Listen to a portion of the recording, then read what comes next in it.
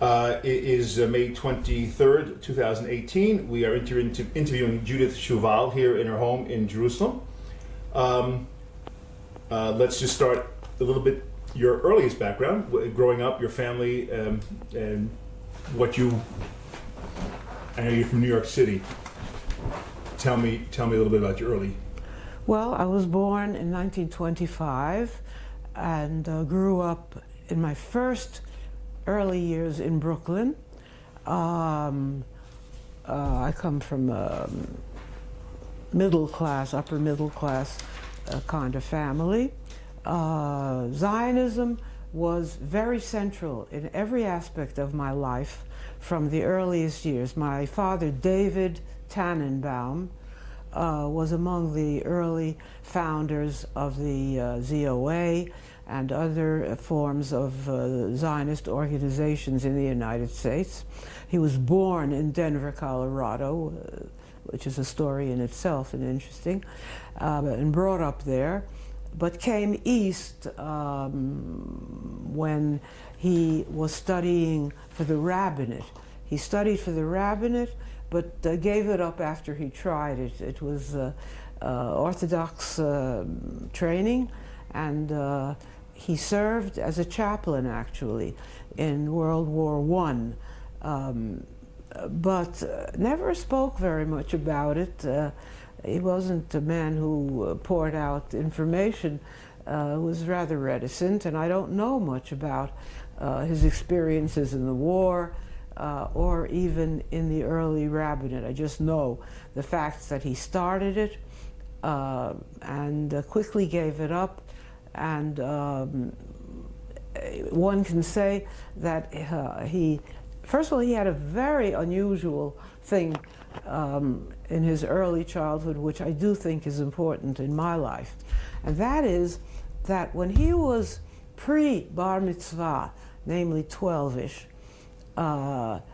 he was sent, along with another boy and an adult, all the way to Palestine to spend a year going to school. And he went to the Tachkamoni school, Lemel school, here in Jerusalem. What year would that be?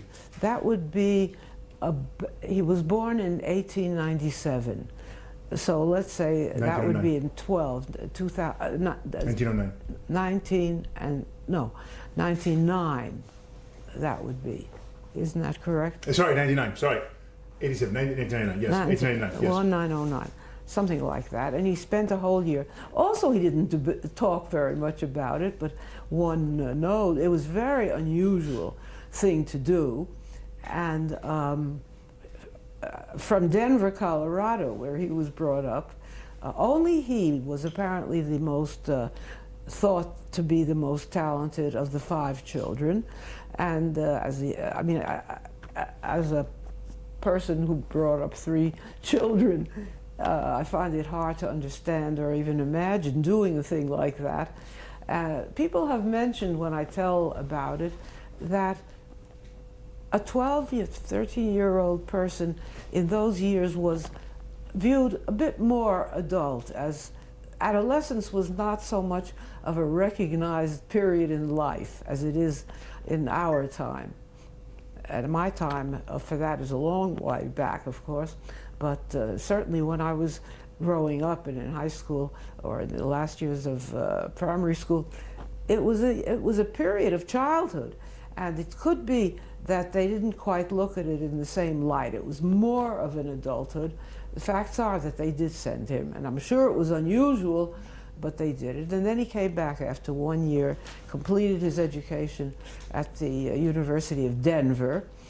And then what happened was that my grandmother was killed in a car accident, and the whole family, which was partly already moved east, decided to move to New York, and they uprooted themselves from Denver and went to live from then on in the East Coast in New York. What part of Brooklyn? It was Flatbush. No, excuse me, that was later. No, it was, I don't know, Borough Park, I guess it's now called. I lived then on 1541 President Street.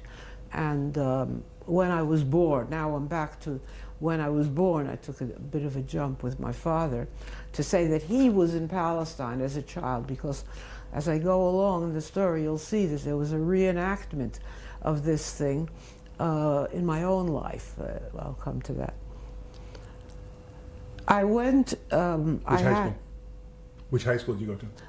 High school. What about elementary school? Go ahead.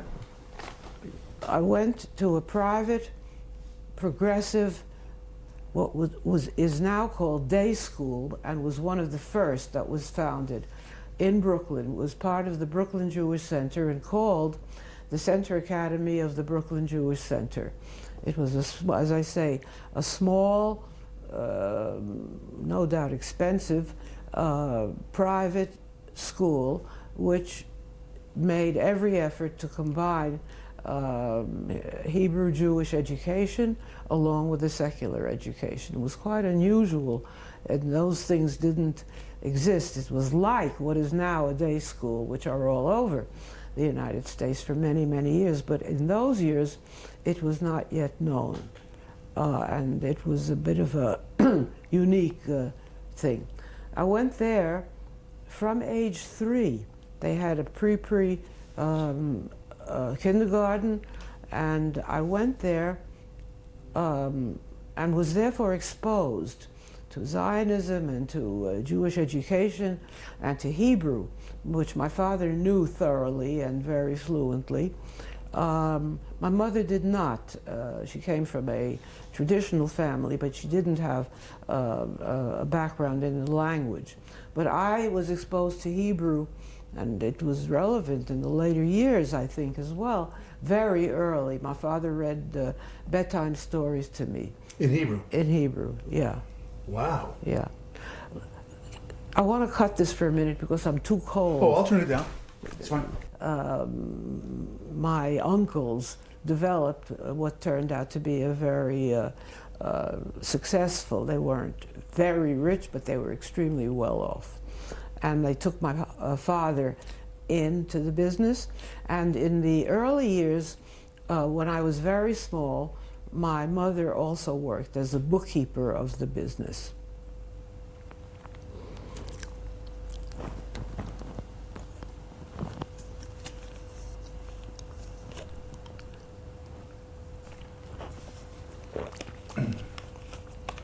So I grew up in a home that was deeply devoted to Zionism. My father used all his free time in giving talks and in raising money and in organizing support for the Zionist movement. It was really his main life's interest. You know what? I'm going to get a jacket or something. I'm very. You're telling me about his interest in Zionism and how that affected you and your outlook, and that's very important. Yeah. And also, I'll ask you, because my mother grew up in Brooklyn, and actually my grandfather was in the clothing business as well, which I was smiling before. And things of Zionist history, like, for example, the rallies in Madison Square Garden and etc. But background of Zionism in America as it was building towards the state. So in that sense, this is fine if we're talking about Zionism and how his development and your involvement. No, but I have more thing. Okay, can we go on? Yes.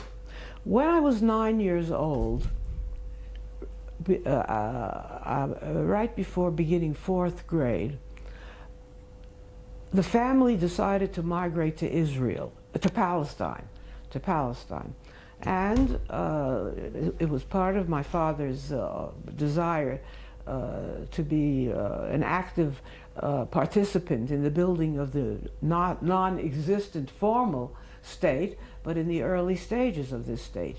And he planned and negotiated a business enterprise along with Emanuel Newman, and it was called the Industrial and Financial Corporation of Palestine, IFICO, or it was its acronym. And They hoped to make, it was a real estate business about which I don't know much, having been a very small child at the time. But in 1934, the family picked up, I'm an only child, picked up and went went by ship, a boat called the Excambian, that went all the way through the Mediterranean and let us off in Jaffa, where Arabs unloaded the boat because there was no port there yet. And I'm going to shorten this because it's a very long story. I lived, along with my parents, in Palestine until 1938.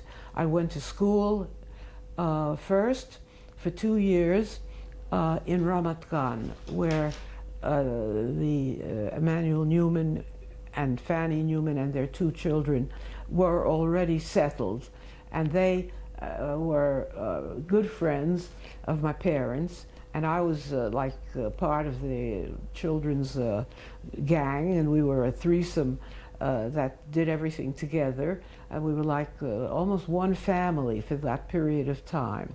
My father had his business connection, and my mother was friends with Fanny Newman, and there weren't very many Americans around, and although Fanny knew quite a bit of Hebrew, my mother learned Hebrew while she was here and was not free and comfortable really in the language. And I went, as I said, for 2 years to the Ramat Gan school, and for the next 2 years, that's Kitot Daled Hey in Ramat Gan, and Kitot Hey Vav, I went to Beit-Sefer Carmel in Tel Aviv, at which time, the second part of the 4-year period, I went to school near where we lived in Tel Aviv. And they were both Mamlachti schools, that means the secular trend, and our home was very Jewish, very Zionist, but not religious. Not religious. What do you remember about the yeshuv in those years? What it was like? About what? The yeshuv in general. What it was like? I was a child who just took things for granted. I remember lots of cafes in Tel Aviv. My parents enjoyed Friday afternoon walks, sitting on the sidewalks of what was then the beginnings of the Dizengoff development. Was not yet. It was built. The circle was built during that period. I remember when the Dizengoff Circle was constructed and it was viewed. It had colored water with electrical devices pouring out at night in particular. It was very viewed as a big event, a dramatic thing to see, and people liked it. And the outdoor cafe sitting struck my parents as a very attractive, and they used to go, and I was a small child and I went out with them. My father, who, as I said, was a general Zionist from the ZOA history, opposed youth movements that were politically oriented and didn't want me to be in a politically affiliated youth movement. Because he thought that young children didn't know anything about politics, or didn't know enough, and it was not proper, in his view, to mix politics with children. And therefore, I got involved by the time I was 11, when we moved to Tel Aviv, in Maccabi Tzair, which was affiliated. I didn't know about that much. I was not into the political. It was affiliated with the general Zionist movement, but I viewed it and he viewed it, and it was heavily involved in sports. And I was a kid that loved sports and was pretty good at them, and played the games and was in contests, and I was even not in a competition, but I was present in a group of the Maccabi Tzair that went to the third, I think, Maccabiyah, not as a participant competitor, because I was too small. But I was very, very involved in that movement. That was the youth movement that I was involved in during the last 2 years. They didn't take anybody younger than about 11 in those years. In 1938, my father must have felt two things. The war was showing itself a little bit, or signs that it might break out. And I think, although he never discussed it with me and I didn't know, that the business apparently was not flourishing. To make a long story short, we went back to the United States in 1938. Not the Newmans, they stayed on. But our family, little family, went back to the United States. How did you feel about that? Very bad. I made a childish, but nevertheless deeply significant vow that I would return like MacArthur. And as you see, many years later, I kept that vow. And I, at that time, was very, very well integrated, completely at home in Israel. I should have said that when I came, my Hebrew was as fluent as almost anybody. I was a kid that didn't want to be identified as different, and I worked hard at making my accent as like the Sabras as I could. It was fairly successful because I was only 9 when I came. And my Hebrew was fluent, and I didn't suffer from too much joking and making fun of being an American, because being an American kid wearing, like the Newman family were very particular about their children's clothes, and used to bring Indian walk shoes from the United States for their kids. And my mother let well enough alone, and I wanted to look like everybody else, which I very quickly did, and spoke pretty well, although I guess those who tried hard identified me, and even now. But my Hebrew is almost equivalent to my English by now, of course. But even then, I was extremely fluent, and my adjustment to the school, I didn't mention that, was very smooth and easy. But now I'm back, because I want to shorten this thing. Before you go back to America, I want to ask you a question about if you remember the Arabs and Jews in Palestine? Not very much. Mm-hmm. It was a situation where we mostly ignored their existence, and I got to know a few of them because they came peddling vegetables and fruits on donkeys. They came around to where we lived. Other than that, the general attitude was to make believe they weren't present. And it was a deliberate thing, there's no doubt about it now, that the leadership of the time didn't view their presence as something that had to be dealt with actively. It was only a matter of keeping the riots in control, because what was called the riots, which was the beginnings of the uprising, began when we came here, basically. Correct. In 34-5. They were already having what was called delicately me'ora'ot. Me'ora'ot was the phrase used, meaning events, so to speak. And the Arabs were ignored as though they weren't here. And I only met them, as I say, as peddlers of, they always had better vegetables and fruits and flowers to sell. And my mother would buy from them. They came to the house. Did you hear conversations about Palestine becoming a state? Not much. Not much. I wasn't interested.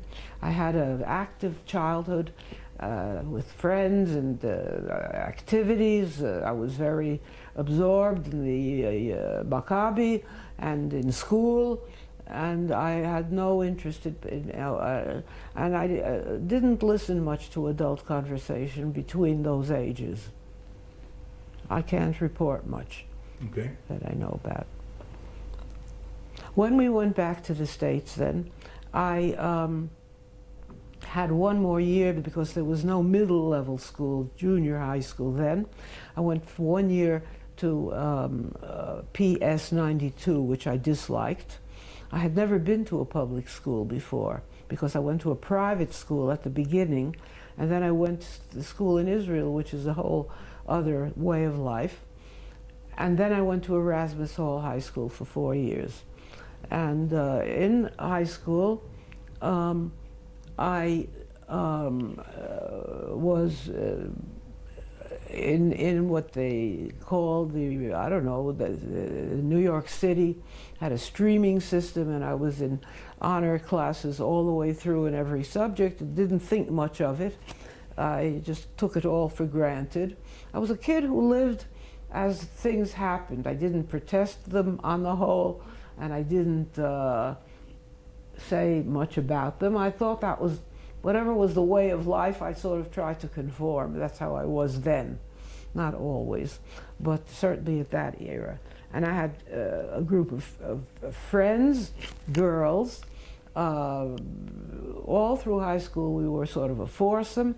They were not into Zionist things or into Jewish things, although of the four with whom I stayed friends for quite a while, 3 were Jewish, but not active Jewish and not Zionists. Erasmus probably had a large percentage of Jews. It had yes, and especially in the honor classes. Sure. Yeah, but it was not active in, toward the middle, I became not very active, but I was a member of Young Judea for a while and didn't like it. I also, it was very uninteresting and boring. Now it's quite changed. But in those years it was, I liked Habonim better. I was a marginal person in Habonim. It never was a central part of my life, even though my father was very active.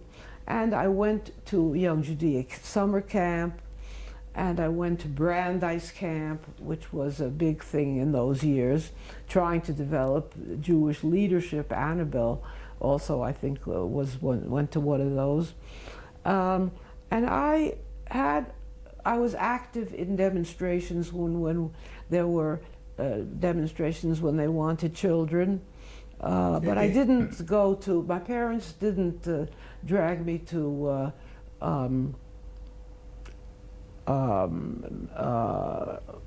any of the big rallies or to Madison Square Garden. I was not taken to those things very much. But what did you go to? You said you went to a couple of demonstrations as they were street demonstrations along Fifth Avenue, I remember, but not very much. There's a family, and mostly my father. My mother was active in Hadassah during those years,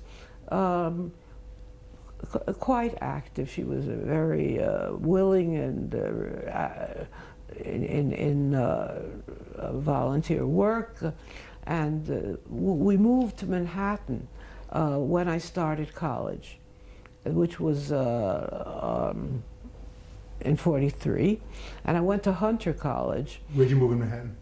We lived on 68th Street at Central Park West, at that corner, and I used to walk across the park to the then new building of Hunter College. Hunter College, I studied sociology, which was at a very mediocre level, I now can say, and a lot of other things. I took, I was interested in mathematics, and I took extra French, extra German. I was interested in languages, and I first at Hunter took, I majored in sociology, but it was, as I say, with hindsight, not a very thrilling experience. During those years, ISFA was founded, the Intercollegiate Zionist Federation of America, and that was the youth movement, like Annabelle. She was also in Junior Hadassah, but the Avuka was this prior student Zionist organization, and it was supported by the adult Zionist groups until about the time that I began college. And shortly before that, like in the early 40s, they stopped supporting Avuka because they thought that it was too far left. And that's the adult Zionist movements. And Avuka therefore was unable to continue, and there was a vacuum. So I was fitted in a generation that had no Zionist youth movement when we started college, and was therefore involved. In fact, I was in the leadership of the group that founded a new Zionist student Zionist movement, which was called IZFA, I-Z-F-A, Intercollegiate Zionist Federation of America, which was in the middle 40s, very close to the time of the establishment of the state. So you can understand that it was at a period when there was maximum interest on the campus in this kind of a thing. And we were working into a population that was ignorant to a large extent, but was pretty open and willing and interested in our message. And ISFA became a very, in my life and in my friends' life, several of which are here, or the people we've mentioned. I was elected in the founding of ISFA. I was very much involved, and I was elected national vice president. I became very active in the remainder of my entire college career. I was more doing Zionist work than the studies. In fact, that was what I was doing most of the time. What was the doing? What was the action? What was organizing. It was running meetings, explaining Zionism, spreading the message, establishing chapters, they called. That's the word they used. I don't know why. How many campuses? Funny word. Chapters, many. I don't know what I don't remember. Annabelle knows the numbers better than me. But it was very successful under those conditions, which was starting from zero, because you see the population is highly mobile. If Avuka went out of business at the beginning of the 40s, when I got to college, which is 43, nobody was left of Avuka. They had all graduated and gone to the way of all things. So you were starting from the ground up? Yeah, the ground up. So there had to be chapters in every. We worked in New York, but I was on the national board, and Hillel, my husband, even though the families knew each other, was also on the executive committee, which was like the national board. I met him originally through that, although we did not then decide to marry. I was not in the marrying mode at that stage in my life at all, like many girls were. In fact, most girls were. I was, in that regard, before a feminist, deliberate, unconscious feminist who, in my school work, in my studies, placed them at a high priority, certainly at the end of my undergraduate studies. And then I went to Harvard for my PhD. But I didn't know I was going for my PhD. I thought I was only going for my MA because they basically only admitted for a PhD. It was one of those direct programs. And there were altogether 30 people admitted to the class when I was admitted to Harvard. And very few women, something like 5 women in that class. That was the class that I entered. I was also admitted to Columbia University because I graduated from Hunter after 3.5 years, and I had Harvard only admitted in the fall, whereas at Columbia you could start at mid-year. So I took the graduate record exam, and I got into both of those places and went to Harvard, basically because they gave me a couple of points credit for the one term. And that was a very big, emotional, and mostly intellectual experience that made me, in many ways, what I have become. It opened up the intellectual world as Hunter never did. I didn't think that the curriculum at Hunter was exciting or stimulating, but when I got to Harvard, I found a world that I hadn't known really about before and was very much taken by it and very enthusiastic about my studies and thought that I could work them into being in Palestine, in Israel. And I was at the end of my first year when the state was founded in '48. In other words, I was at Harvard the year... Fall of 47. I began in '47, '48, and at that time had a big argument with my father because I wanted to leave and go then fight or to be in the army, and he convinced me, because I was weak, I guess, and unable to stand up to it. He didn't like put his foot down. He did it all very rationally and all very gently, and we agreed that I would take my degree, or I would, no, I didn't take my degree, but I would reach a certain point, finish the second year of being at Harvard. It was a 3-year program?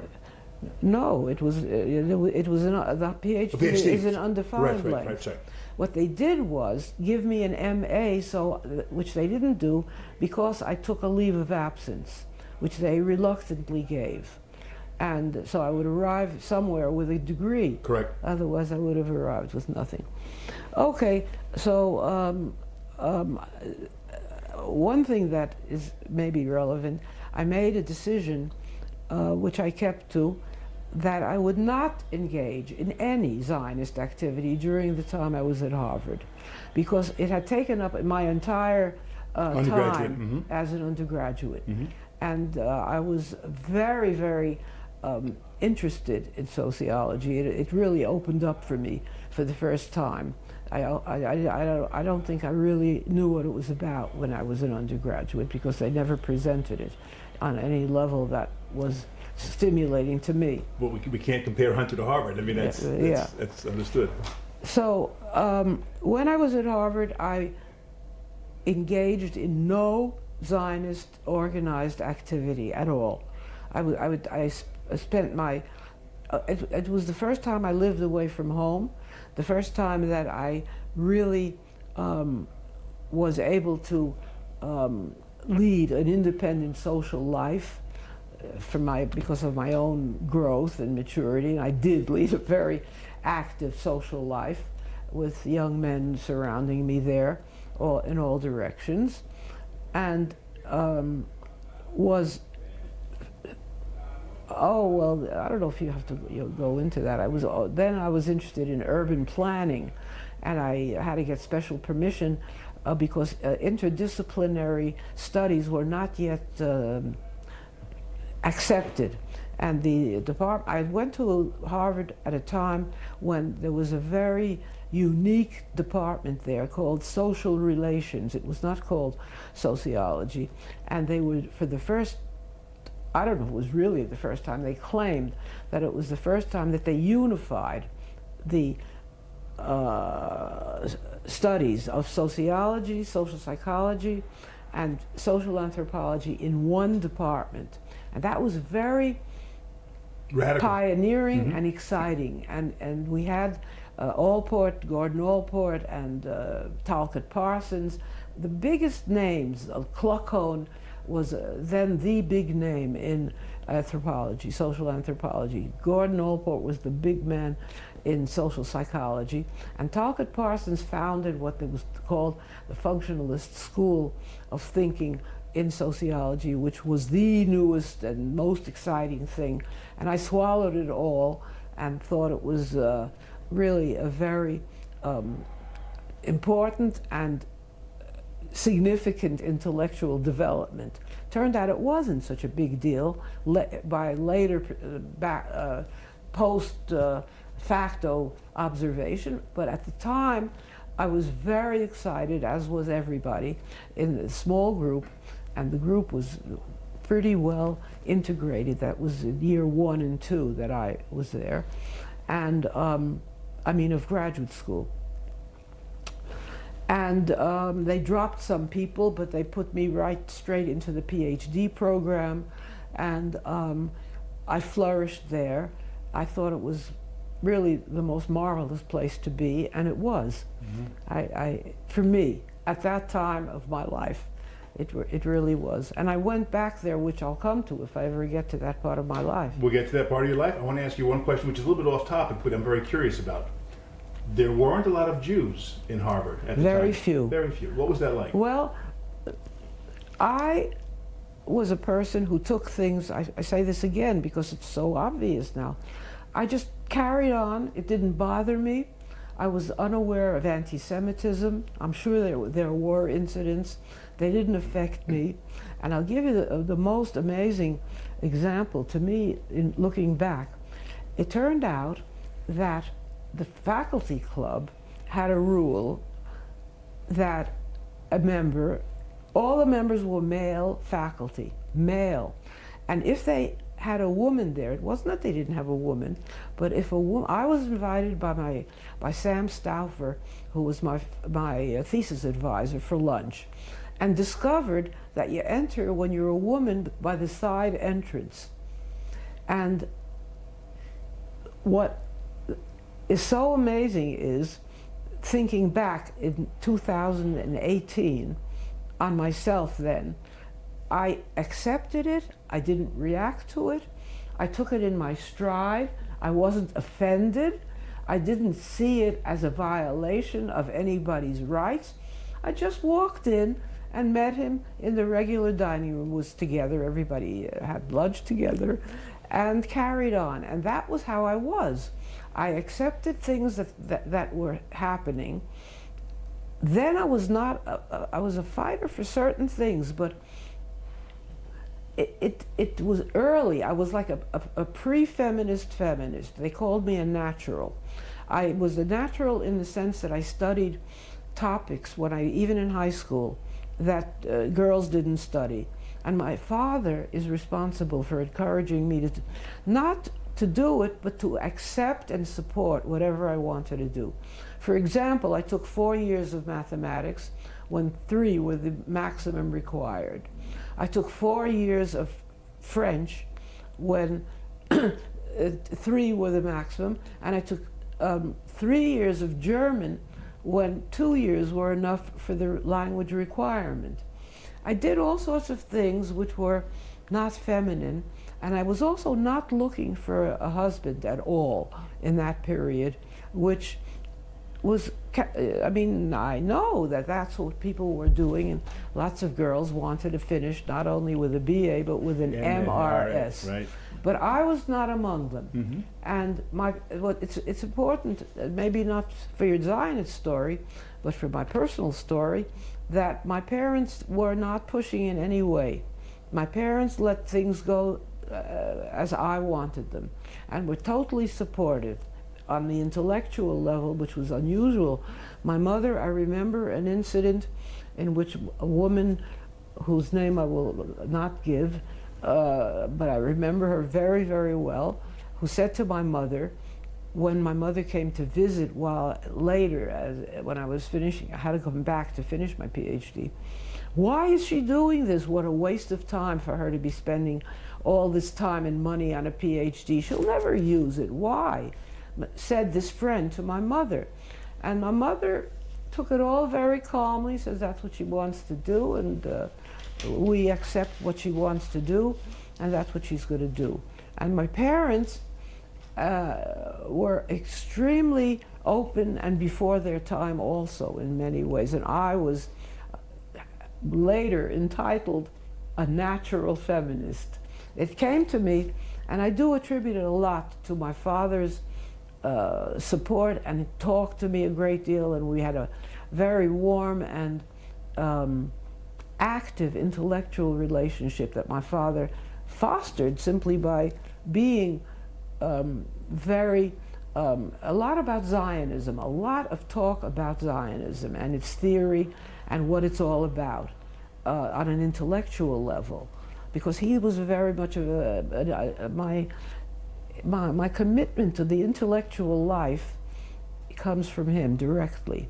He didn't do it professionally, but I pushed it along, as you may or may not know, into a whole career. And that is what I am, basically. There were times when I broke my vow, and naturally, when the state was declared, I was at Harvard at that very moment. Correct. That was the question I was going to ask. So I danced in the streets, and there was a big party, and it was a very emotional event. And that was the time I had the conversation that I referred to earlier. I said to my father, I'm quitting, I'm going, I'm leaving, I'm departing.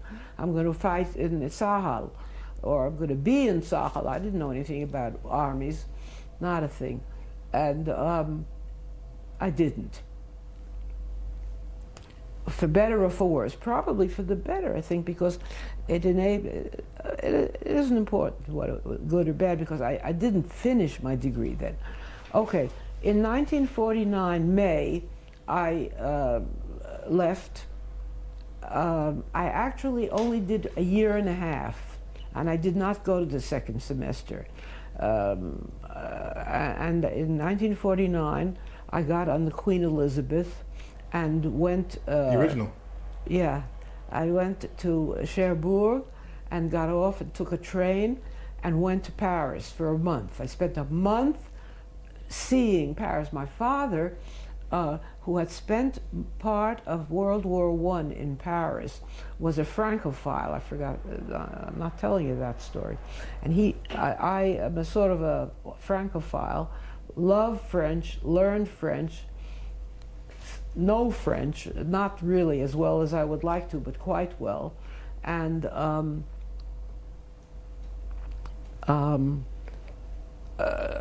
was supported in that interest by my father. So after a month seeing, quote unquote, as much of France as I could, and I had some friends there who took me around, but I was alone. I went alone. I was a very independent young person.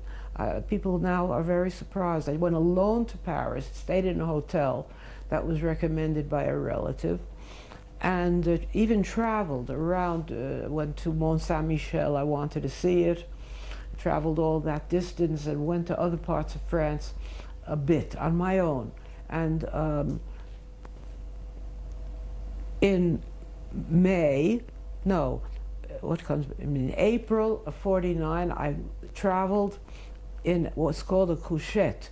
That's a train that goes from a sleep, not a Pullman. In France, they call it a couchette. It's cheap, whereas a Pullman, I used to go to camp, and a Pullman was expensive. You get in a train, and in the nighttime, the seat turns into a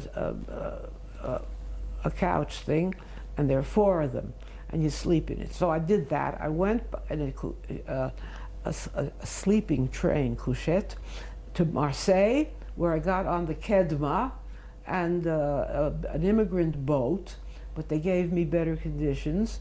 I guess I paid more, I don't remember exactly.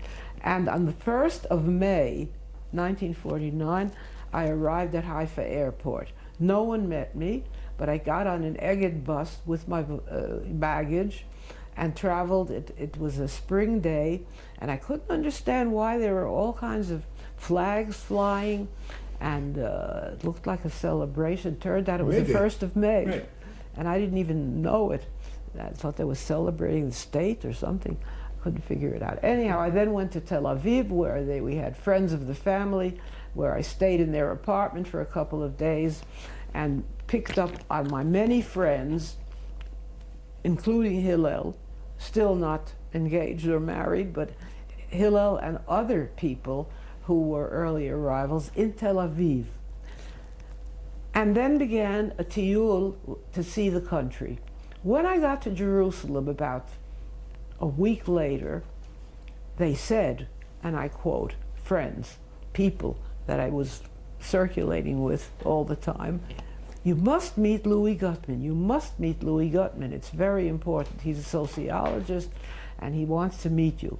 So, do you know who Louis Gutman is at all? Well, he's a leading, now passed away, very prominent, maybe one of the most prominent social scientists of our era. And he had founded an institute called do you know about the Institute of Applied Social Research? Mm-hmm. Well, the first thing that happened was he offered me a job. I forgot to say that I came to Israel on a scholarship that one of the Zionist organizations wanted me to continue my studies see, I left in the middle of the PhD studies and I hadn't taken the prelims and such. And I came to Israel on a fellowship, so I had not much, but a stipend to live on. Louis Gutman, who was a very miserly man by personality, he was an anal person, he couldn't stand spending any money. So he gave me a half-time job, which was ridiculous, because I took over a major study that he offered me at the newly founded Israel Institute of Applied Social Research. A big study on the adjustment of immigrants in Israel. It was a period of the mass immigration was already underway. People were living in camps. People were suffering from rain dripping through the tents and freezing cold weather, and children were getting pneumonia. And the conditions were extremely difficult. And it was written up in the papers. So somehow, and I don't know how, Gutman recruited a substantial, and I don't know, then I knew nothing about how much research costs. Now I know a lot. Then I knew from nothing. He recruited money for a sizable study. It was like a sample of 2,000 people, so you can imagine, on which we did personal interviews on issues surrounding their adjustment and their entry into the new society. It was the first. There was stuff done, research being done by Shmuel Eisenstadt in small populations, not representative, not methodologically sound, in my view. That isn't everyone's view. And here you had this mass migration coming in 1949 from all over the world. That's what I'm talking about. That was the mass migration that we studied. In what language were you interviewing them? That was a very big and interesting thing. I worked along with a very well-known immigrant who you can't interview because unhappily he died, Chaim Blanc. Do you know the name? He was a major, young then, linguist. He came from the United States, also from Harvard. He was in the same status as I was, but I think he hadn't yet begun a PhD. But he was doing it, then he decided to do his PhD here. It was on dialects of Arabic. And he was my link. I took him on a consulting basis for this research. To be able to do the interviews. I had a big staff, you understand, because I didn't do the interviewing. We had a staff of people, and they knew the languages. And Chaim, who was a serious mind, we were all in our early 20s, you understand. It was a big study, and he said, you have to translate. This was not an anthropological study, but a systematic, sociological, structured instrument that we developed to be able to do major statistical analysis on this population. And he said, you've got to translate into the dialects and into the languages. and we translated into 14 languages by means of a first translation by a person that we recruited with his help, who knew dialects of Arabic from Morocco, Tunis, Algeria, Egypt, and what have you, and other European languages as well, because there was a mixture of... How many countries? Pardon? How many countries were there? Something like 23 countries or something like that were, and for each we had a version. First we translated it, and he insisted that we retranslate back because we wrote it in Hebrew. We were writing in Hebrew to begin with, and then retranslate again, and that's how you check the authenticity of the translation. It was a big operation.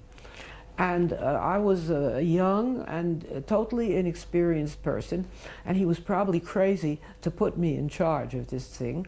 But I did handle it in a remarkable way, and eventually, I won't bore you with the details, the book I wrote was largely responsible for the Israel Prize. Yeah, that I know. But it had to do with this study to a very large, not entirely, but this thing. Can I just bring you back for a second? Sure. When you were in Paris, I mean in France and Paris, but when you were did you run into any Holocaust survivors? No, I didn't do that at all. Okay. Second question. You arrived on May 1st, 1949 at Haifa. You had not been here in 11 years? Right. What was that memory of what you were seeing and said, oh, I used to be there? I had never been, I think I had not been to Haifa. Okay. Yeah. But then you started going around the country. I remember Tel Aviv in great detail. Yes. I remember the layout. I remembered where, I knew exactly where I had lived. There was a tree I used to climb.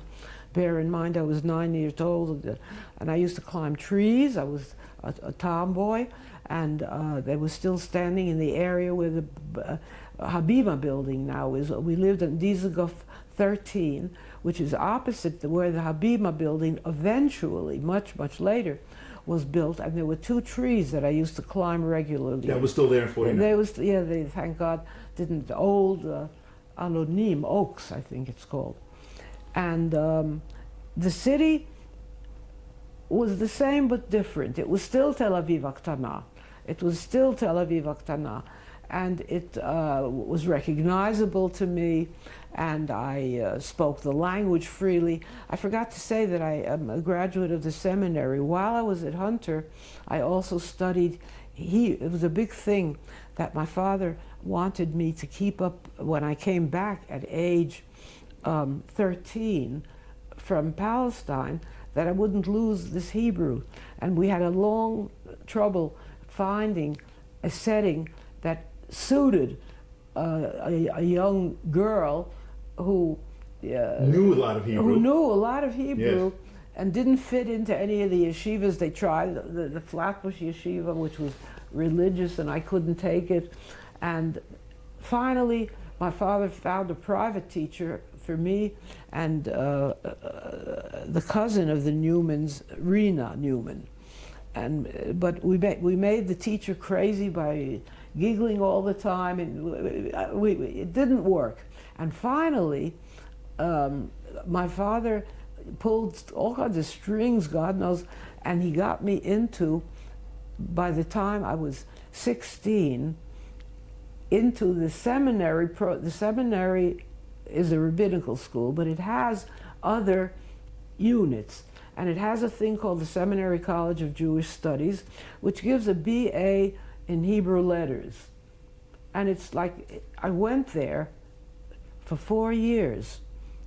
I went there 2 years in high school. I schlepped out from the IRT, now has a number, I don't know what, to 116th Street on 2 weekday afternoons, like from 5 to 9 classes, like Monday and Thursday, something like that, and plus Sunday, it's like 2 to 5, something that's. I don't know why I did it, or I was a conformist person, and I wanted to know Hebrew, and I did it, and I did all my high school homework on the subway. And I'm surprised I did it. No, I don't think any of my children would have done it. Anyway, the different era. And that was what I was doing. This remark is out of order in terms of That's okay. where we are. We're always going to be out of order. That's okay. Yeah, That's we're okay. out of order. I'm going to go back out of order again. 47, when you came to Harvard and you were not involved in the Zionist activity, Beseder. On November 29th, you were at Harvard and the UN vote. Do you remember it? Yes, I remember, and that there was also a big celebration and a big simcha, but I don't. Do you remember keeping score as there were votes were going down? No, I wasn't into that. No, Mm-hmm. no, I wasn't. I guess I was sure it was going to pass. I mean, it wasn't sure that it was going to pass, I guess. No, I cut myself off. Which is kind of funny, because you're involved in it from a childhood. Yeah. Of Zionism on every level, from your father Well, and it was then, overdone in the years of ISFA. I felt overpowered by the experience. And I said to myself, I'm going to Israel so that I don't have to be active in a Zionist movement. I really am not a organization person. I don't like doing that. But do you feel that your work helped to influence others in the United States, students then, to make Aliyah? Yes, as a model. People have told me. Lots of people have told me. But more, my career model has told people what a woman can do. Certainly. Absolutely. Absolutely. More, they've told me, I have been told that much more often than that I realized a Zionist dream or something. But when you were in college, you were in this organization that you were, people were talking about, yes, when we finish school, we're going to go. Not everybody, not everybody. No, not a bit.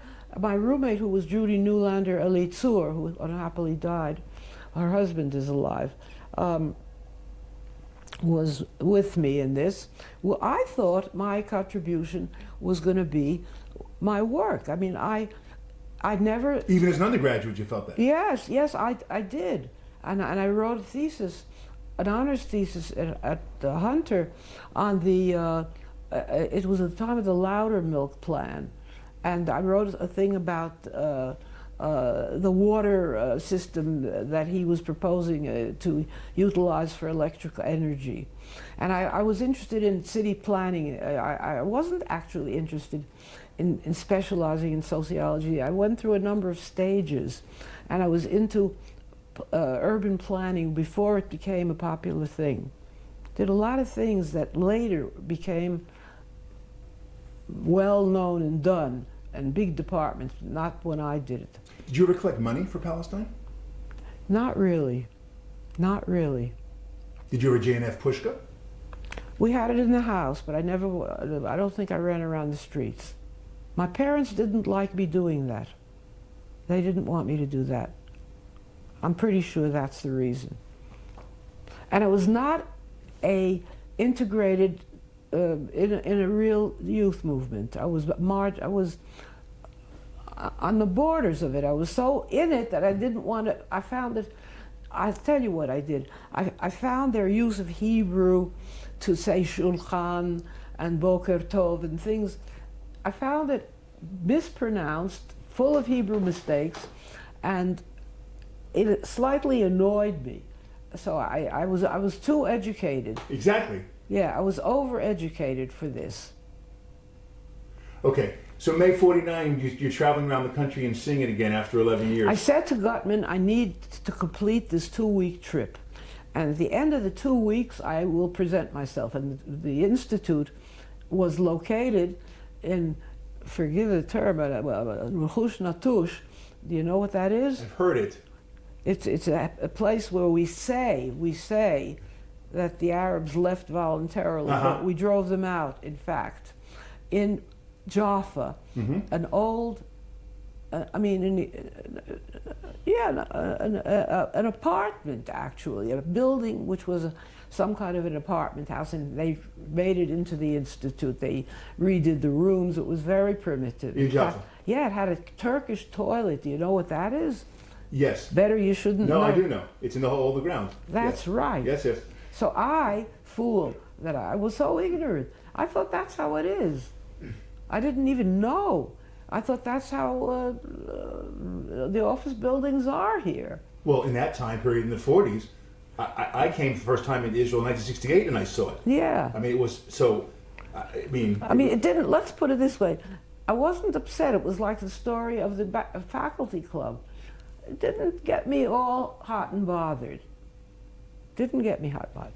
Okay, that so 2-week trip, what do you remember about seeing Israel and what Israel was? What had to impress you? What were your thoughts? I mean, when I first came? Yes, in May of 49, yes. I was very excited. I was very thrilled. Lots of things I recognized. But I hadn't been a traveler as a child. I didn't mean it like that. You're now in the country that was Palestine when you left as a 9-year-old, and now you're in the state of Israel a year into existence. Yeah, that's right. So what is that? I just accepted it as a, like everyone else accepted it. I was better informed. I was excellent in Hebrew. I just like a fish in water immediately.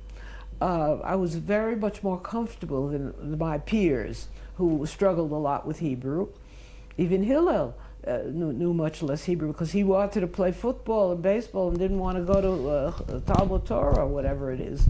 His Hebrew never was really, it was very good speaking, but he never had a classical education. I have a classical education in Hebrew. Did you catch Yom Ha'atzmaut in May of 49? Yes, I did. In the first May, I and a group of ISFA friends were on a roof in Tel Aviv when the parade could not get through and saw it, failed to get through. We were up there, somebody lived, I don't even remember who. That's a very famous parade. In a house, yes. That was a parade that there was a population didn't let it get through. If they couldn't control the excitement. Yeah. And you watched that from the roof. So what happened was that I'm a disappointment to you because I got totally involved, which is my nature, I guess, in this job. No. That's 100% understandable. I was very thrilled. This really was a very, in fact, I didn't realize then what a compliment it was to have this job, because I was. You were a kid. You didn't know what was. I was a kid. Right. I really knew from nothing. Correct. Only I knew how little I knew. Yes, correct. I don't think he knew how little I knew. Yes. I came. Why did he take me? Not because of my good looks, but because Sam Stauffer had worked with him in World War II in the psychological testing unit of the U.S. Army. Gutman is an American professor from Cornell, the director of this institute. And he's the one who hired me. And the institute was just beginning, just had a skeleton staff. He had maneuvered that it was part of Tzahal at the beginning and did morale studies, because he had worked on morale studies in the U.S. Army, Gutman. And he used that model, but I was there only when it became civilian. It was transformed from a military unit. He was the Rav Seren. Okay. You're not disappointing me. I'm just trying to get specifics. You're on the roof in 1949 looking down at this parade on Yom Ha'atzmaut. Say that again, I'm sorry. You're on the roof on Yom Ha'atzmaut in 1949 looking down the streets of Tel Aviv at this parade. Yeah. This is the first Yom Ha'atzmaut of Medinat Israel. Yeah. I couldn't get down because of the riots, yeah. Fine. But what you're watching this and you're feeling this, what is that? What was that like? I just said, this country is really a balagan, and nobody knows how to organize anything, and it's really a mess. But it didn't make me dislike it or. But that was a conscious thought. What? That was a conscious thought. This is a balagan. Yeah, oh, absolutely. I immediately was imprinted with the notion that the countries are one big balagan, and nobody knows how to organize anything, and everything is highly inefficient. It's also a young country. It was a year old. All right. Yes, I was forgiving. I didn't condemn it. I did not say what a crummy place, I'm leaving. No, never occurred to me. In all the years I'm here, it never occurred to me to say that. And now it is the worst of all. And I'm still not here. In what sense is the worst of all? Politically, it's worst of all. And socially, and the leadership. And I'm a Meretz founder and voter, so that'll tell you where I am. Okay, okay. A founder of Meretz. Hillel was a founder. I was a comer along. He was a founder of Shinui before Meretz. And that's where we come from. That's where I am, and that's where I will remain. And no matter what terrible things we do, which we are doing, and continue to do, I'm still here. What do you think of Zandberg as the head of the party? I can't say yet. I can't say yet. He called me up and asked me to vote for him. But I can't, I don't know. It's too early to say. It's such a problem. So then you were here in 49, but you did go back. Well, okay. I'll shorten my life story very much, and yes. I think I can do that in 20 minutes. I worked for, from then, and I was on the executive committee. I was a senior member pretty quickly of that organization, the Israel Institute of Applied Social Research. We had all sorts of financial problems. Gutman didn't know how to, it had no backing. He always had to raise money. That's a major problem. Yes, and I was quite good at grant getting. The name of the game is getting grants for research. Yes, yes, yes. So I, who knows what, turned out to be pretty good at that. And I had a lot of research money. I still even have it now, but you don't have to tell them. No, but everybody knows. So I worked always at everything I wanted to work for. I have been happy here. I am critical of everything here. Not everything, but many things. There are many wonderful things here. I have 3 children. 1 died. That was terrible, the worst thing that ever happened to me. And now Hillel passed away, and that's the second terrible thing that happened to me. I'm not including that my parents came to settle here very early, about 2 years after me, and both died here. But they were here, but they didn't live to see the children at all. And I have great-grandchildren already, because one of my children is Chozeret B'Tshuva. So lots of children. Yeah, yes. I have children, and I had a marvelous marriage, idyllic in every way that I can think of. It was what made me what I am, aside from my career. But Hillel was a very, very unusual and extraordinary and remarkable person in every way possible. And I did everything I wanted to do. Everything. I worked where I wanted. I worked half of my career at the Institute and half at the Hebrew University of Jerusalem. In both conditions, I ignored most everyone around me unless I wanted to talk to them, and I did what I wanted to do, always. And I was lucky, skillful, whatever you want to call it. An only child probably contributed to that. Being an only child probably contributed to that. I never thought of that. Why?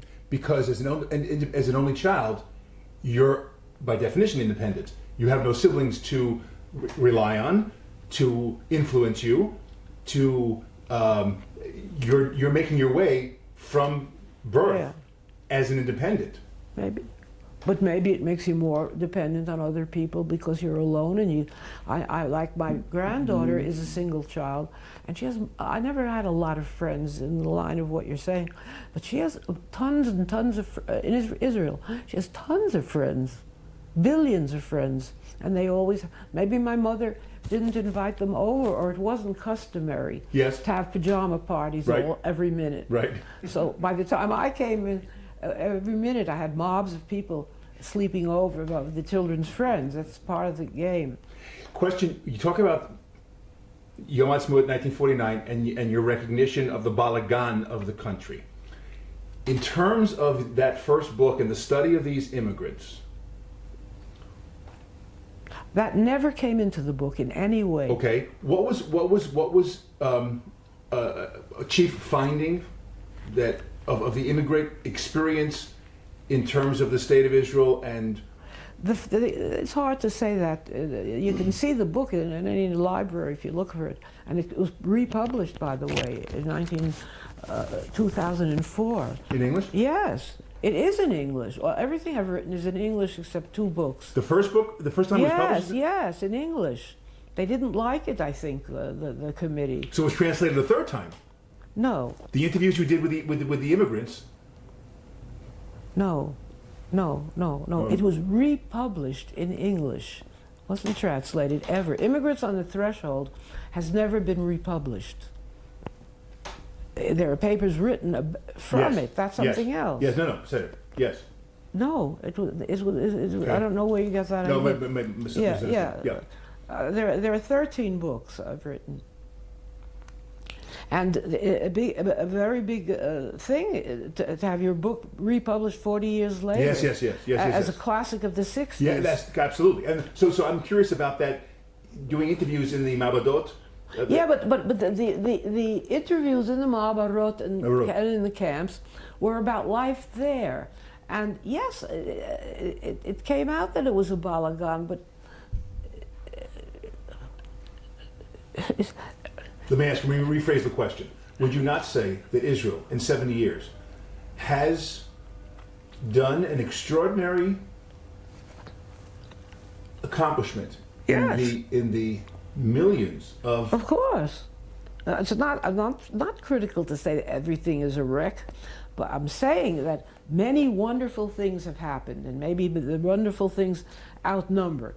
But a lot of the bad things that are happening are political and could be changed, and I'm not going to go into an analysis of why and what, but I regret deeply much of what is now happening and the way the country has developed in many ways. The privatization, the abolishment of the welfare system.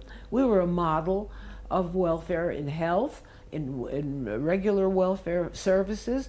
The school system is falling apart. Everything's falling apart. What was Israel's 3 greatest accomplishments?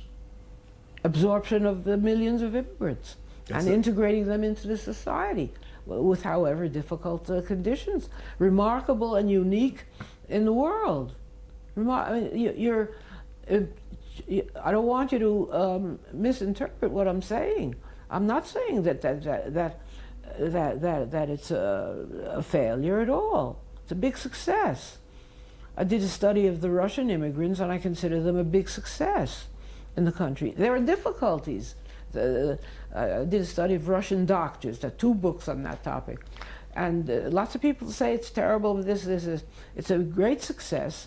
Many are heads of departments today and are active in the healthcare system. It's in the hands of Russian doctors to a very large extent, also Arab doctors.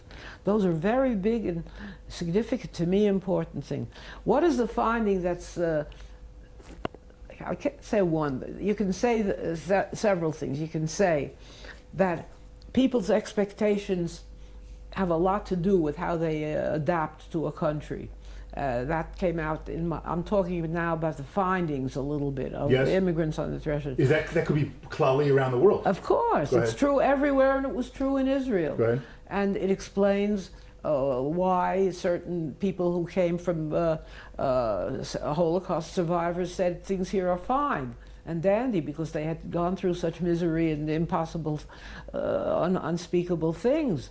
And why people who come from better climates and social experiences have a different reaction. I was going to ask you about American immigrants. American immigrants are a sliver of minimal significance in this country. I don't feel, because I'm an American, that it's been particularly relevant. And there's so few, when you look at the overall picture. There are significant Americans, there are leaders, there are some, but I don't think it's a big thing. There are more Americans than Ethiopians. I think it's like 200 to 250,000 Ethiopians and 300 to 350 Americans, Anglos, North Americans. Yeah. Well, it's not even a comparable sentence because the Ethiopians came from for such radically different reasons and background that even to talk about them in the same sentence is, it's like saying black is different from white. I mean, not because they're black-skinned. No, I didn't take it that way. Cross that out. Yes. Okay. Can you get it out? Yeah. That's okay. Why do you think more Americans don't make Aliyah?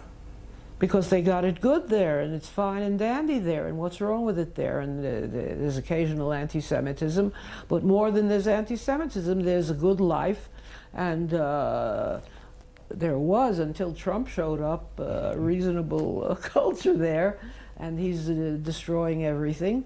But what's wrong with living there? Oh yeah, you asked me something about going back. I went back on we went back many summers, and we went back on every sabbatical, and we had a lot of sabbaticals because we were two academics and we're very lucky in that regard. And we always, Hillel and I, always had joint sabbaticals in the same place.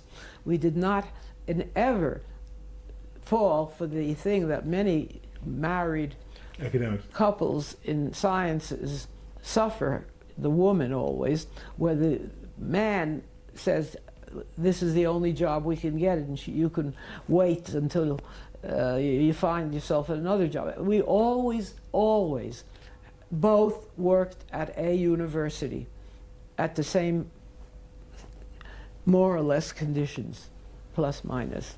But never did we go places, only because of his. Hillel viewed my career as of equal importance to his own. And I never suffered from that syndrome, which is, pretty well known. And some might argue that it was even bigger. say that again? Some might argue, I'm asking, that your career was even bigger? No, certainly not. No. Okay. I don't think that at all. I happen to have the Israel Prize, but if you look at the walls in the other room, you'll see a great many other prizes. Why would you say that? I didn't say it. I'm just raising the question. No. Well, winning the Israel Prize at the age of 39 or 40? Yeah, 40. What was that like? Who informed It changed everything. Who informed you? I was still at the Institute. It was, they informed me from the Institute. In fact, I didn't know that it was submitted at all. I didn't even know about it. It was, and I can say that it, in a way, it's curious, but it changed a lot of things. It changed how people looked at me, and it changed how I looked at me. It really did. Tell me. Yeah, it made me think that I have a tendency to minimize myself, and many women do, and even now. I don't think of myself as that unusual or as that special. But especially now that I'm in my 90s, people are telling me all sorts of things, how extraordinary and everything I am. And when it was analogous in a way, not to being 90, but first of all, no one talked about that that I was young to get it. That didn't come up at all. Nor did the fact that I was a woman come up consciously in the papers that I remember, or people say, wow, you did it and you're a woman. No one ever said that. Because feminism was at another level then. It was another world. Like I said, when I didn't let me into when they wanted me to go in the side door, I wasn't smart enough or sensitive enough, but more correctly, it wasn't in the culture to react to those things. And it's hard to believe now. I'm sure you hardly believe me that I wouldn't react to that, but I didn't. It's a fact. So that's true of a great many things in my life, all along. When you say people looked at you differently? They always knew that I was a high achiever, but I looked like a higher achiever. I looked as though I was more talented than I am really. Or maybe I really am, I don't know. I've never understood these things about talent. I don't know what that really, what it means, but certainly people don't know anything about prizes, or certainly they don't know anything about sociology, most people, and they don't even know what it is. And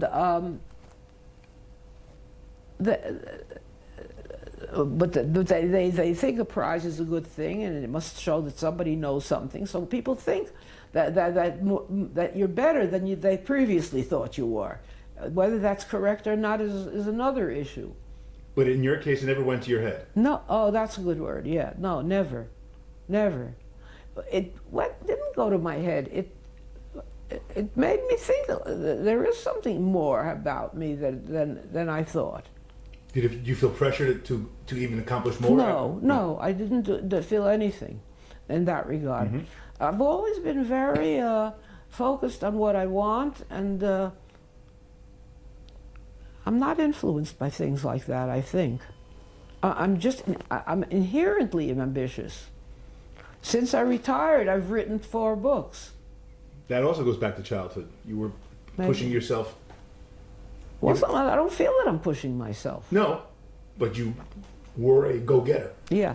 You'll forgive me if I go to the bathroom. Yeah, absolutely. Wait a minute. Am I tired? When you got to Harvard in 1947, did you meet students who you had known when you were at Hunter who were in the organization? No, I did not. There were none. There was no Harvard chapter when you were at Harvard chapter? Of the intercollegiate. Oh, yes, there were. There were some. Excuse me, I take that back.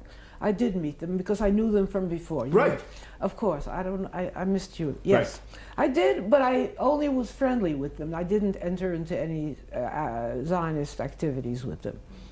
I'm a disappointment to the Zionist movement because I came to Israel and did things which were, for what I hoped and believed then, I would like still to believe, are for the benefit of the country. Well, that's the ultimate in Zionism. You are, in fact, Dugma Mushlemet. You are the person who was Lamaaseh, not a talker but a doer. You came, you established your life here, you accomplished at the highest level of your profession. What greater contribution could an immigrant have made than what you've done? Yeah, in that sense, yes. I mean, I haven't, and since I came here, even more, I haven't been in the Zionist organizational context like my father, but that was a different reality. Correct. And I don't like it. It's a thing I dislike. As I said, I was serious when I said I want to go. It sounds like a joke. It is a joke, but it's not a joke. I want to live in Israel because I don't want to have to be active in the Zionist movement. I don't like being active in the Zionist movement. That's a great quote. Do you have any regrets in life? Regrets? No. I've had the most marvelous life. You certainly have. I mean, certainly have. And you haven't heard any of it. You've heard none of it. I mean, in 1 hour, 2 hours, you have heard nothing of my Swiss life and where we spent. Because I didn't talk about Hillel at all, and he was the most important thing in my life. Yes. No. Absolutely the most important thing, and without him, I don't know what I would have been. I can't even imagine what I would have been because I've met plenty of people, and I've never met anyone at all who was in any way, I mean, could be a substitute for what we did for each other. How many years are you married? 64. Mm-hmm. How would you like to be remembered? I'll say what that guy says on the program, on television, as a person who tried to do good things. Do you know that person? It's a commercial of one of those interviews that Channel 23 does. And I didn't even know the name of the guy who says it, but I like it. I want to be remembered as a person who tried to do good things. A lot of them were in my profession, but I hope I did good things with the family and for the country to some extent. They're all connected. I don't view them as a country or me, it's all one big package for me. Yes. And the fact that it's a balagan is a fact. That's unfortunate, and you know, we can laugh about it, but it's also a serious problem. To me, if I can package you as one of your identifying characteristics as an American who came on Aliyah, who accomplished at the highest level, meaning no different field, but we're talking about Golda Meir. Now, she wasn't born in America, but she was American, right? But I'm talking about that level of accomplishment in your profession. How many Americans can say that? Yeah, well, I guess that's right. Yes, that is right. That is correct. I have no regrets. I mean, little regrets, small things. But on the large level, the opposite is the case. I mean, like, we bought this fabulous chalet. We spent 25 summers long, the whole university summer break, which is from the beginning of July till after the Chagim, in Switzerland. And we did it deliberately, consciously. It was a working holiday. We both had computers. Hillel wrote all day, and we did other marvelous things, and the children came. And I mean, Switzerland is a part of my life that contributed a whole different, special, unique component to my being and to what I am. My interest in botany and in plants and in French, and I didn't even discuss those things. I'm very much into that, and it's a very big lump of my life, and of course Hillel in general is the major thing in my life. My children and Hillel are the big thing in my life. And would you recommend to all Americans, to make Aliyah? All Americans? American Jews. No, I wouldn't enter into their business. It's not my job to recommend or not recommend. Let me rephrase that. Do you believe that all Jews should live here? I don't think they can. I mean, should. You don't think they can? No. It's not big enough. What are you planning to take over a major part of the remaining Middle East? We have a vast expanse of Negev that could easily support a few million Jews. It's a futile question anyway. Yes. I meant it in the Crony sense. I don't know the answer to that question. Okay. I can't answer it. Okay. And I certainly don't want to take over another millimeter of anything. I'm not saying that. I said in the Negev that is Israel. No, but there's an implication that you would have to do something a lot more. All the Jewish people should live in Israel. That's as much as a religious question as it is well, to me, the question is not religious. It has nothing to do with religion as far as I understand religion. Mm-hmm. But I'm not a very conventional religious person. I mean, my daughter, who is Chozeret B'Tshuva of a very extreme sort, respects and agrees that I am a religious person. In another way entirely. Mm-hmm, mm-hmm. But we have a marvelous and understanding about it. Mm-hmm. She doesn't disdain it. No. You are unique, and you do have your own way. And and last question: what would be your solution to the Palestinian problem? 2 states. And you trust the state? Yes, with the right leadership. It's the only. It's not a guarantee, but it's a gamble. And there is no other gamble available. Have you seen any leadership that's capable of running that? No, I haven't seen it. Okay. But that doesn't mean it hasn't been sought. I mean, it hasn't. The fact that I haven't seen it does not mean it doesn't exist. Neither have the critical people who are. I don't know the inner workings of the Palestinian society enough to say there is nobody. And I do not say there is no partner, definitely not. I say we haven't looked hard enough, we haven't compromised sufficiently, And all of those things we must do. And probably we will, I doubt in my lifetime. Your children's lifetime? I'm not a prophet. I don't engage in that. Okay. I wish, certainly. How long are you in the country? 27 years. Have you thought of going back? Never. And every time I go back to visit, the gap between my life and my friends' lives becomes ever more apparent, that we are living in two different worlds, and I could not live in that world. You reject their world? I mean, American, yes. I don't. I mean, I have fun when I go. It's a great time. I love going, visiting and going to see the Yankees and all that. I love it.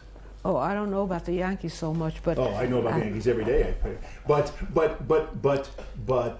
as a way of life for Jews in America, it's gone. It's over. It's over. American Jewry is over. It's another 30 years, 50 years, gog. It's over. I don't share that view. A guy spoke here, there's every night something, a lecture or music or something. So a guy, now I don't remember his name, who was the consul in New York for a great many years. And he's very optimistic. He says everything is wonderful in the United States Jewish community. And he's one of the people, and I know that they exist, who say this very apparently shocking intermarriage rate, where, yes. Yeah, which is 70%. Go ahead. I don't know exactly what, but it's very alarming. Maybe he takes the position that we don't know how many of those are going to be Jewish, and maybe even if it isn't even, it isn't as drastic as it might look. I don't hold that view, and statistics prove me right. I don't know. Second generation, third generation of those couples, washed out. Legamri. You'll have pockets of Jews. You'll have your Borough Park. You'll have your Miami. You'll have Los Angeles and Muncie, New York. Minor players on the political scene. Why should they be minor in the? Because the numbers won't there won't be justify it. voters. Correct. Yeah. Right. They won't have any influence. They won't be. Well, but there is a renewal of interest and of activity and renewal of in Jewish subjects in the United States. Hebrew, Yiddish, I don't know, all kinds of stuff. Yes. And cultural activities of a remarkable sort. So why do you ignore those? I mean, you don't think they're strong enough? Not for a critical mass, no. No. Birthright has done tremendous work and influence on the young Jews in America. 100%. 100%. I'm in the middle of writing a story. Do they have a follow-up of any sort of when these young people get back? Oh, yes. They do? Lenny Sachs at Brandeis has been studying them since day one, and he has done multiple studies. Who is it? Lenny Sachs, S-A-X-E. He's the mumcha on Birthright, and he's literally since the first trip in December of '99, and till now. So now he's got they're 40 years old, Mashu. Sure. And he's seen so the level of involvement and engagement is higher than the non-participants. Yes. Yes. Yes. I'm glad to hear that. No, I am glad to hear that too. Yeah. I don't think the critical mass will make a difference. Maybe they need. It certainly contributed to Jews marrying Jews. Sure, they found. I asked the director here. I just did it. I'm doing a story about them, their 18th birthday. I said, "How many?" He looked at me. He said, "Tens of thousands, marriages, tens of thousands." Really? I started crying. I couldn't believe it. But in the United States, they found them. Yes, it's not that they found the Israelis. They found them. Yes, there are a little bit. Yeah. The boyfriend girlfriend that they find when they're here, and they become a couple. Yeah, but that's not it. No, that's not it. No, in America, these kids marrying each other. Yeah, it's more identification. 100%. Yeah, 100%. But I don't believe over the long run, it'll slow it down. But I don't know. When we go to the States, we have a marvelous time because we live in a closed, small, intellectual collection of people that we like, and we don't go out of it very much, and fill it with things like music, and that's another, I didn't tell you that, but I'm not telling the story of my life, but that I play instruments and sing, and I have a whole musical life, chamber music, and I play cello and stuff. So, I mean, I have also a very wonderful time when I visit the States. But I don't, and I do not feel, maybe the people I meet are all very involved in Jewish, a lot of them are involved in Jewish things. So I don't feel alienated from the people I'm with, because I chose them to be with them. But I mean, generally I'm not part of, I feel at home when I'm there to some extent. Me too. I do also. Yeah.